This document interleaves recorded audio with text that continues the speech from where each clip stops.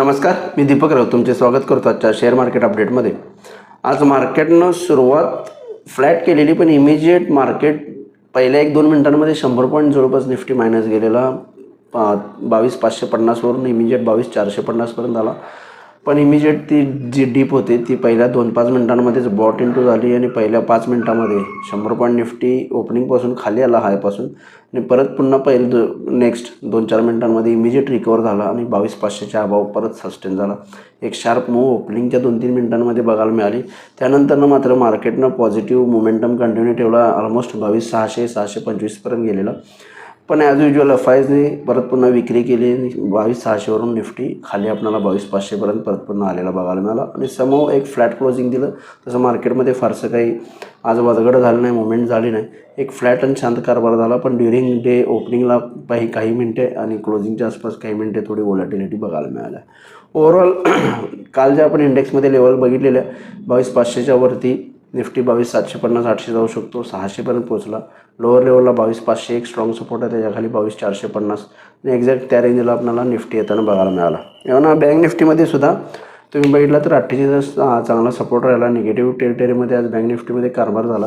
क्लोजिंगला थोडं रिकव्हरी करण्याचा प्रयत्न केला, पण फार सक्षम राहिला नाही बँकिंग सेक्टर. आज ओव्हरऑल सेक्टर दिवसभर मायनसमध्ये राहिले.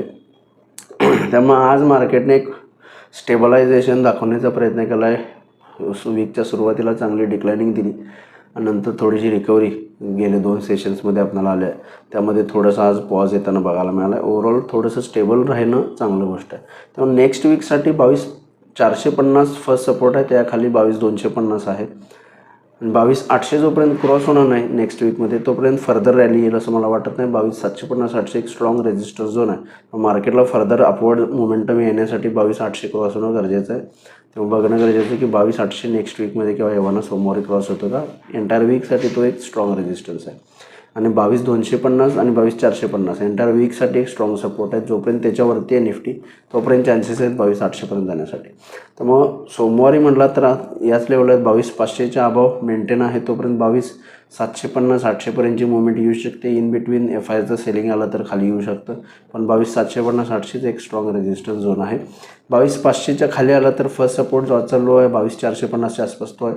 22,450 ब्रेक केला तर 22,250 एक स्ट्रॉंग सपोर्ट आहे.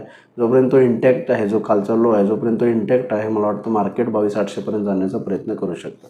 तेव्हा निफ्टीसाठी 22,500च्या वर 22,750-800, 22,500च्या खाली फर्स्ट सपोर्ट 450, 22,450, त्याखाली 22,250 पर्यंत निफ्टी येऊ शकते. या रेंजनुसार सोमवारी ट्रेड करू शकता.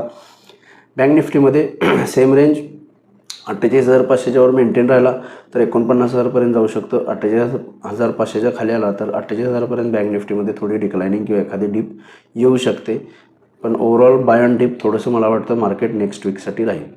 त्यामुळे ज्या काही डीप येतील तुम्ही निश्चित कॉल्समध्ये बाईंग करू शकता. मार्केटला बाउन्स आला तर थोडं तुम्ही इमिजिएट विकू शकता, कारण हायर लेवलला एफआयज सेलिंग करण्यासाठी तयार बसले. त्यामुळे ब्रॉडबेस एकदम मोठी रॅली येईल असं शक्यता थोडी कमी आहे.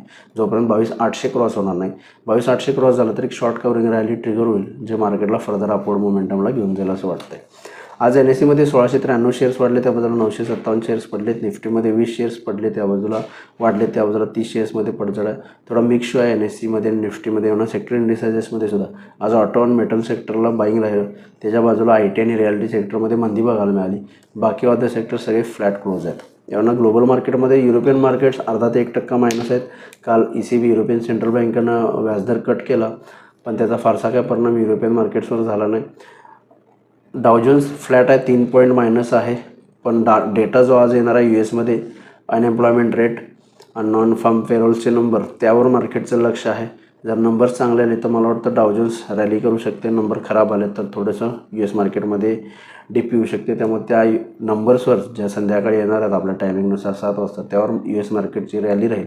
आणि त्यानंतर आपल्याला सोमवारी ज्या पद्धतीने ग्लोबल मार्केट्स आहेत त्यानुसार आपल्याला थोडं ओपनिंग गिफ्ट निफ्टीला फॉलो केलं तर लक्षात येईल. पण ज्यावेळी मगाशा ज्या लेवल्स बघितल्यात सांगितल्यात त्यानुसार तुम्ही सोमवारी ट्रेड घेऊ शकता. शक्यतो बाय ऑन डीपच राहा. तर बघा मार्केट्स सोमवारी आणि नेक्स्ट वीकमध्ये कशा पद्धतीनं ट्रेड होते, बिहेव होते. माझा व्हिडिओ ऐकला त्याबद्दल धन्यवाद. माझा व्हिडिओ जास्तीत लाईक करा, शेअर करा, माझ्या चॅनल सबस्क्राईब करून डेली अपडेटसाठी बेल आयकॉनला क्लिक करा. धन्यवाद.